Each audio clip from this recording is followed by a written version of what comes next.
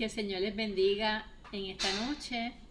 Hoy comenzamos con el estudio bíblico basado en la revista El Discípulo y estaremos estudiando la lección 11, ¿Quién es el Rey Eterno? Y está basado en el libro de Apocalipsis capítulo 11, versículos del 15 al 19. Apocalipsis 11:15 dice: el séptimo ángel tocó la trompeta y hubo grandes voces en el cielo que decían: los reinos del mundo han venido a ser de nuestro Señor y de su Cristo, y Él reinará por los siglos de los siglos. Los objetivos en esta noche, en primer lugar, es afirmar que Dios actúa con justicia, explorar por qué en tiempos de crisis los seres humanos deseamos una intervención milagrosa o sobrenatural y analizar cuán preparados estamos para enfrentar el juicio de Dios. El vocabulario en esta noche, la primera palabra es ángel. El ángel en hebreo, ángelos en griego, es un mensajero de Dios que tiene una relación familiar con él cara a cara. Es un ser superior al ser humano. Es una criatura que ha sido dotada de libre albedrío y por lo tanto no necesariamente es impermeable a la tentación y al pecado. Todopoderoso. Traducción de la palabra griega pantocrátor, que literalmente quiere decir creador de todo. Este término implica que Dios es el creador de todas las cosas. El término relaciona el Nuevo Testamento con el Antiguo Testamento, donde encontramos historias e imágenes que recalcan el poder transformador de Dios. Y en este momento vamos a leer la palabra del Señor y vamos a leer la palabra del Señor en el nombre del Padre, del Hijo y del Espíritu Santo. Nuestro hermano Juan Aníbal Rivera Reyes hace lectura de la palabra del Señor. El séptimo ángel tocó su trompeta y se oyeron fuertes voces en el cielo que decían: el reino del mundo es ya de nuestro Señor y de su Mesías, y reinarán por todos los siglos. Los 24 ancianos que estaban sentados en sus tronos delante de Dios se inclinaron hasta el suelo y adoraron a Dios.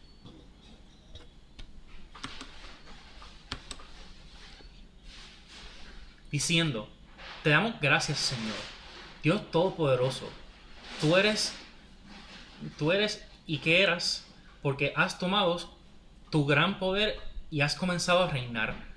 Las naciones se han enfurecido, pero ha llegado el día de tu ira, el momento en que has de juzgar a los muertos y darás la recompensa a tus siervos, los profetas, a tu pueblo santo y a los que honran tu nombre, sean grandes o pequeños, y destruirás a los que destruyen a la tierra. Entonces se abrió el templo de Dios que está en el cielo, y en el templo se veía el arca de su alianza, y hubo relámpagos, voces, truenos, un terremoto y una gran granizada. Que el Señor añada bendición a su palabra. Y en estos momentos vamos a introducir, ¿verdad?, la lección esta noche. El texto que sirve de base a nuestra lección se encuentra en la sección donde ángeles tocan trompetas de juicio sobre las naciones y sobre los individuos. El texto narra el sonar de la séptima trompeta. En el esquema de Apocalipsis, el séptimo elemento del ciclo abre un ciclo nuevo o presenta uno de los puntos más importantes.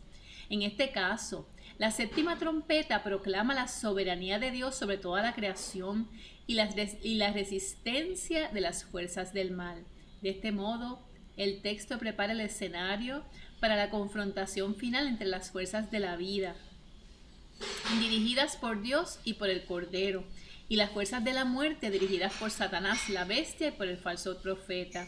Esta lección nos enseña que Dios actúa con justicia. Él juzgará a las personas que hacen maldad, particularmente a los que oprimen a las personas más débiles.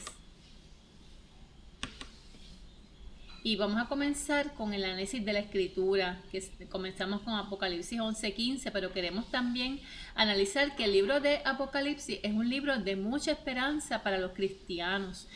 Y es un libro que tiene muchos símbolos y que precisamente se escribió en ese tiempo cuando la iglesia era perseguida y ¿verdad? La bestia es símbolo de Roma. Y es una historia, ¿verdad?, donde estos símbolos se escribían para que las personas no pudiesen descifrar el mensaje de esta, ¿verdad?, de este libro. Y aquí narra el acto final del plan de Dios para la humanidad. Es un drama que se desarrolla en tres actos, ¿verdad? El primer acto presenta sellos que se abren. Luego vemos que en el acto 2 presenta trompetas que anuncian la llegada del reino eterno de Dios. Y el acto número 3 presenta copas de juicio que se derraman sobre aquellos que rechazan a Dios. Cada acto contiene himnos y cánticos que celebran la acción. Apocalipsis 11 describe la acción que termina el acto 2, donde vemos el toque de la séptima trompeta. El capítulo 11 comienza hablando sobre dos testigos, que el texto compara con dos olivos o candeleros. Los dos olivos que hablan la palabra de Dios tienen las características de Moisés y de Elías. Estos parecen representar la ley y los profetas, las normas por las cuales se debe medir al pueblo de Dios. Los dos testigos son asesinados por causa de su fe. Cuando la bestia batalla contra ellos, los vence y los mata. Los asesinos exponen los cadáveres de los testigos en la plaza de la grande ciudad, que en sentido espiritual se llama Sodoma y Egipto, donde también nuestro Señor fue crucificado. Queda claro que el texto se refiere a la ciudad de Jerusalén. Sin embargo, los que testificaron acerca de la palabra de Dios no pudieron ser silenciados por el martirio.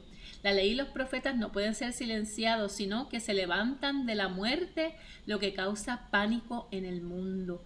Los testigos ascienden a los cielos, mientras cae el juicio sobre el mundo.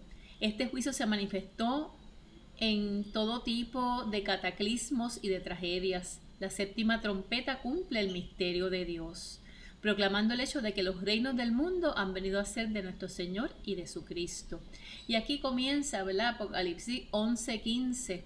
Vemos que el séptimo ángel tocó la trompeta y hubo grandes voces en el cielo que decían: los reinos del mundo han venido a ser de nuestro Señor y de su Cristo, y Él reinará por los siglos de los siglos.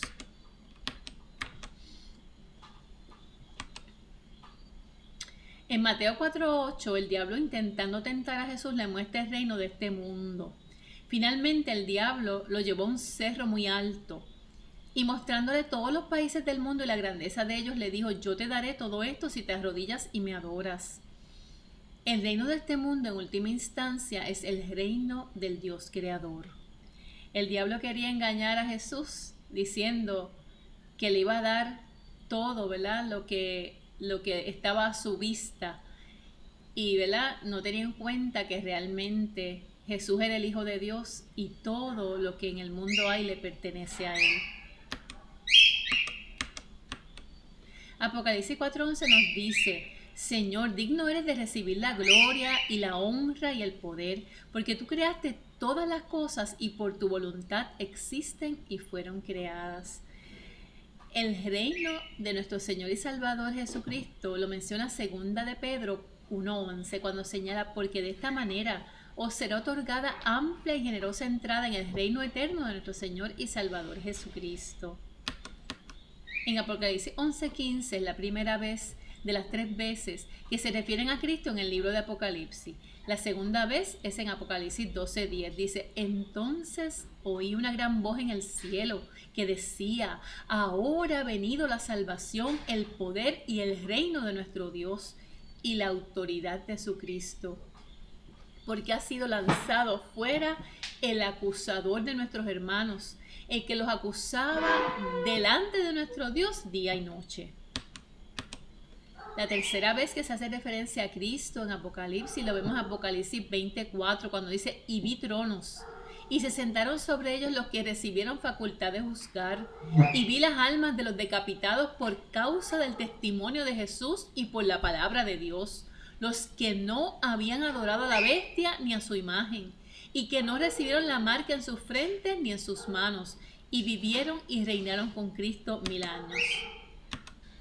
Esta última lectura que se refiere a Cristo nos resulta muy fuerte escucharla, ver que hombres, ¿verdad?, que amaron a Dios y que predicaron el Evangelio fueron decapitados por causa de su fe.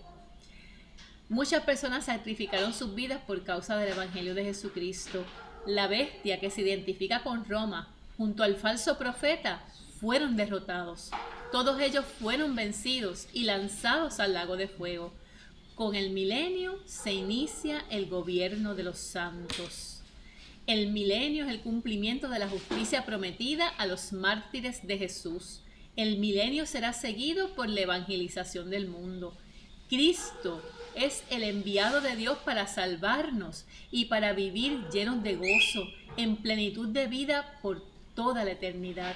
En Cristo está la perfecta paz ofrecida para el mundo entero. Ahora está. Cada persona tiene que tomar la decisión. Si alguien decide vivir lejos de Cristo, el día en que muere recibe condenación, porque no ha recibido la gracia, el amor y el perdón de Dios. Apocalipsis 11 del 16 al 18 dice: los 24 ancianos que estaban sentados en sus tronos delante de Dios se inclinaron hasta el suelo y adoraron a Dios, diciendo: te damos gracias, Señor, Dios Todopoderoso, tú que eres y que eras, porque has tomado tu gran poder y has comenzado a reinar. Las naciones se han enfurecido, pero ha llegado el día de tu ira, el momento en que has de juzgar a los muertos y darás la recompensa a tus siervos los profetas, a tu pueblo santo y a los que honran tu nombre, sean grandes o pequeños, y destruirás a los que destruyen la tierra. En respuesta a esas voces resonantes, los 24 ancianos le dan acción de gracias al Señor y Dios Todopoderoso, porque el Señor ha tomado su poder y ha comenzado a reinar. Bendito el nombre del Señor. Mientras el Señor es entronado, las naciones se han enfurecido. El Salmo 99:1 nos dice: el Señor es rey, Él tiene su trono sobre los querubines. Tiemblen las naciones y aún la tierra entera. El Señor reinará por siempre y para siempre. Jeremías 30:23 nos habla de la ira de Dios. La ira del Señor es como una tormenta, como un viento huracanado que se agita sobre los malvados. Ese día el Señor juzgará a los muertos y dará recompensa a sus siervos los profetas, al pueblo santo y a los que honran su nombre, sean pequeños o sean grandes, y destruirá a aquellos que destruyen la tierra. En resumen, los seguidores de Cristo, los temerosos de Dios, sus enemigos se llenan de ira en contra de Dios, en contra de su pueblo, en contra de los profetas, y cada uno recibe la recompensa que les corresponde.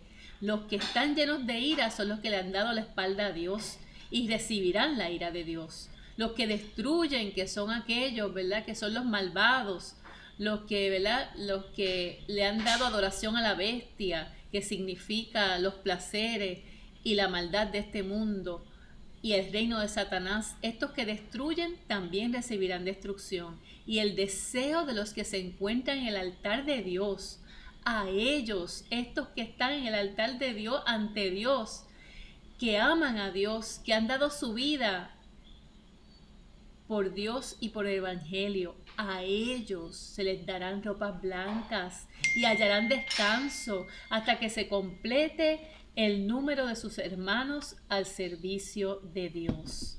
Y eso lo vemos en Apocalipsis 6:11. Apocalipsis 11:19 dice: entonces se abrió el templo de Dios que está en el cielo, y en el templo se veía el arca de su alianza, y hubo relámpagos, voces, truenos, un terremoto y una gran granizada. El santuario en su interior se abre para dejar ver el arca del pacto, el arca de la alianza, y este arca del pacto ha sido preservado por el pueblo de Israel.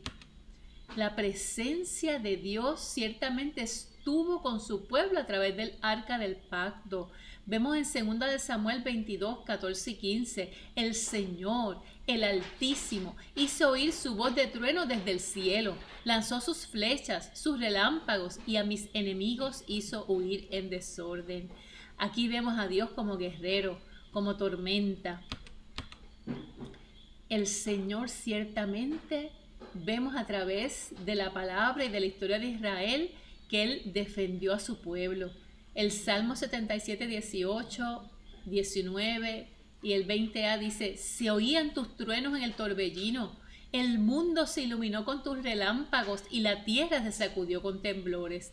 Te abriste paso por el mar, atravesaste muchas aguas, pero nadie encontró tus huellas.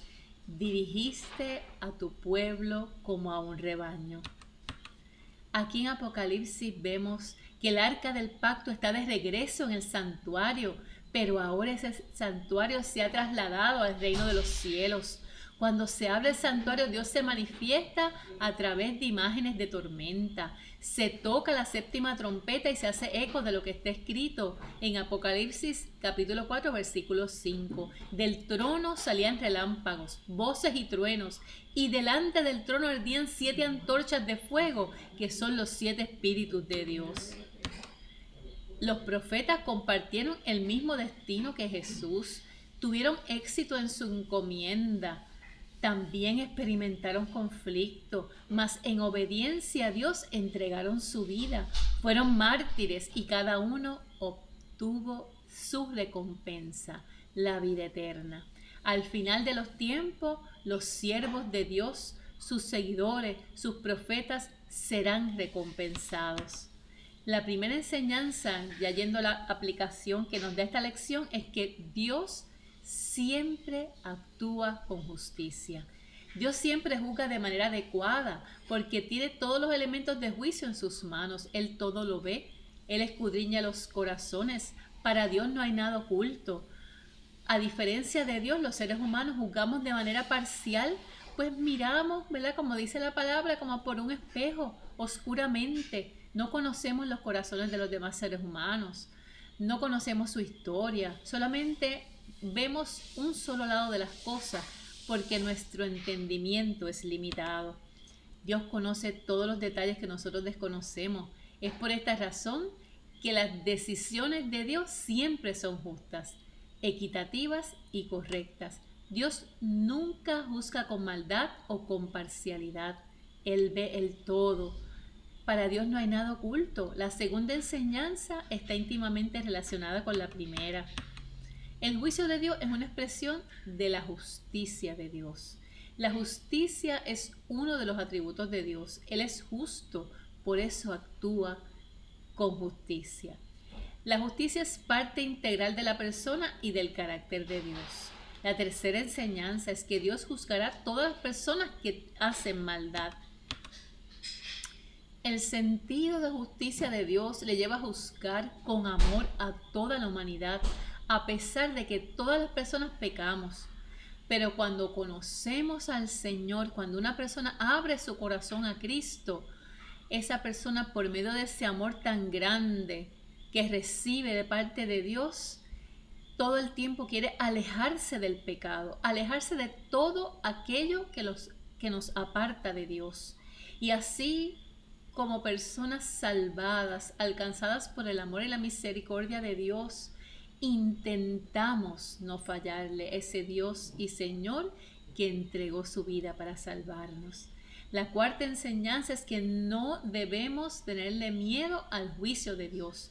Por el contrario, debemos darle la bienvenida a Dios como juez, pues Él juzgará al mundo con justicia. La quinta enseñanza es que como seres humanos anhelamos la intervención de Dios en medio de nuestras enfermedades, en medio de nuestro sufrimiento, en medio de nuestras pruebas. Si en esta noche nos examinamos, ¿cuántas veces usted y yo no le hemos suplicado a Dios por un milagro, para que Dios intervenga de manera poderosa en medio de las situaciones difíciles que nos toca enfrentar o que algún familiar le ha tocado enfrentar? ¿Cuántas veces no nos hemos humillado y le hemos pedido al Señor un milagro para nuestro pueblo, para nuestro país, por todas las cosas que están aconteciendo? pero verdaderamente sabemos que Dios es el Dios que interviene en medio de toda situación difícil. Y esto explica también el amor tan grande de Dios, que lo podemos ver de diferentes maneras. Hay personas que les gusta más ver a Dios como una madre, ¿verdad? Como esa gallina que cubre a sus polluelos y los defiende. Porque miren, Dios es espíritu, y en espíritu y en verdad es necesario que le adoremos.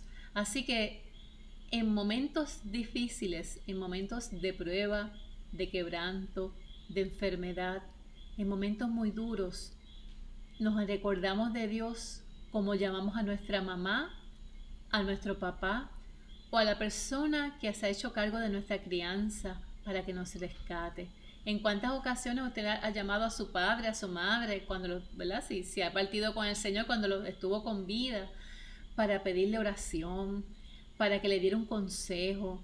Y damos gracias a Dios por nuestros padres terrenales, pero también tenemos un Padre celestial que nos escucha, que escucha nuestro clamor, que conoce nuestro dolor y siempre interviene y está a nuestro lado para rescatarnos y para salvarnos. La sexta enseñanza es que todas las personas, el pueblo de Dios, las personas cristianas y aún aquellas personas que quizás no han dado el paso para recibir a Cristo como Señor y Salvador, esta es una noche hermosa y maravillosa para que tú le abras tu corazón a Cristo, para que recibas su salvación, para que recibas ese regalo, ese perdón y esas cosas hermosas que Dios tiene para darte, porque un día usted y yo vamos a tener un encuentro final y eterno con Dios. Y toda persona que ha creído en Jesús como su Señor y Salvador obtendrá la salvación. No debemos temer porque Dios nos ama tal y como somos, pero debemos estar preparados. Debemos haber alcanzado esa salvación obrada en la cruz por Cristo Jesús. Y ahora en estos momentos vamos a dar el resumen. Las ideas principales de esta lección son que las decisiones de Dios siempre son justas, equitativas y por lo tanto correctas. Que Dios nunca juzga con maldad o con parcialidad. El juicio de Dios es una expresión de la justicia de Dios. Y la justicia es uno de los atributos divinos. Dios es justo, por eso actúa con justicia. La justicia es parte integral de la persona y del carácter de Dios. Dios juzgará a todas las personas que hacen lo malo, particularmente a quienes oprimen a las personas más débiles. El juicio de Dios es inevitable, porque un Dios justo no puede pasar por alto el pecado y la maldad. Así que un día el Señor vendrá como juez, y toda persona que no se haya arrepentido, toda persona que haya hecho lo malo, que haya oprimido, que haya sido injusto y no haya abierto su corazón a Cristo, tendrá que responderle un día al Señor. No debemos temer al juicio de Dios, porque Dios es un Dios de amor y de bondad, pero hay que tomar la decisión más importante de nuestras vidas. Debemos abrirle nuestro corazón a Cristo para ser transformado, para ser salvado, para bendición nuestra, de nuestra familia y de todos los que nos rodean. Todos los seres humanos en algún momento de nuestras vidas deseamos una intervención de Dios en momentos difíciles, y es natural que deseemos ser protegidos, como una madre o un padre cuidan y velan por sus hijos y los protegen. Asimismo el Señor hace con nosotros. Tenemos que prepararnos para enfrentar el juicio de Dios. Toda persona algún día tendrá que enfrentar a Dios como juez. Y en estos momentos te invito a que oremos todos juntos esta oración y que sigamos meditando en que el libro de Apocalipsis no es un libro de terror, es un libro de mucha esperanza para el pueblo cristiano y para toda persona que rinde su corazón a Cristo, porque Él nos justifica, porque Él es el Cordero de Dios que quita el pecado del mundo. Y en estos momentos todos oramos. Padre Santo y Padre Nuevo, Padre bueno, Dios de nuestras vidas, Dios poderoso, Dios justo, que gobiernas el universo desde las alturas, a ti damos la gloria, la honra y el honor. Acéptanos, oh Señor, y que podamos en esta noche ver que tus juicios son justos y que tú nos miras a todos por igual, a todos con amor, porque lo haces con equidad. Celebramos tus juicios porque juzgas con misericordia a la humanidad pecadora, de la cual todos formamos parte, pero tú, Señor, nos has perdonado, tú nos has salvado y nos has rescatado. Te alabamos y te bendecimos, Dios de la vida, en el poderoso nombre de Jesús. Amén y amén. En estos momentos les recordamos nuestras próximas actividades. Este sábado 13 de noviembre de 2021 habrá un taller de finanzas a nivel central. Y los adolescentes este sábado a las 8 de la mañana tendrán En Ruta, que es una actividad en el lugar La Esperanza y está basado en la lección número 2, Génesis. Así que todos los adolescentes están invitados para que el sábado tempranito, sábado 13 de noviembre, estén todos en el lugar La Esperanza a las 8 de la mañana.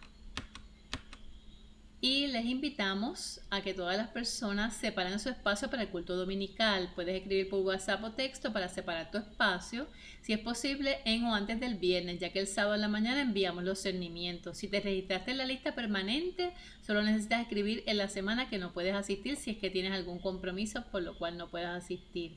Importante para todos, si has solicitado un lugar y no puedes asistir, déjanos saber para que otros puedan aprovechar el lugar. Dios les bendiga abundantemente en esta noche. Y recordamos que este domingo 14 de noviembre a las 9:30 de la mañana tendremos nuestro culto presencial de adoración, predicación y santa cena. Dirige nuestra hermana Paula Meléndez. La adoración está a cargo de la niñez y de los adultos, predica esta servidora. Y si no puedes llegar hasta nuestra iglesia, nos puedes sintonizar a través de Facebook y de YouTube. Te recordamos también nuestra actividad de acción de gracias el jueves 25 de noviembre. A las 8:30 de la mañana tendremos el desayuno y a las 9 tendremos nuestro culto de testimonio y de acción de gracias. Que el Señor te bendiga, que el Señor te guarde y que tengas una noche llena de la paz de Dios.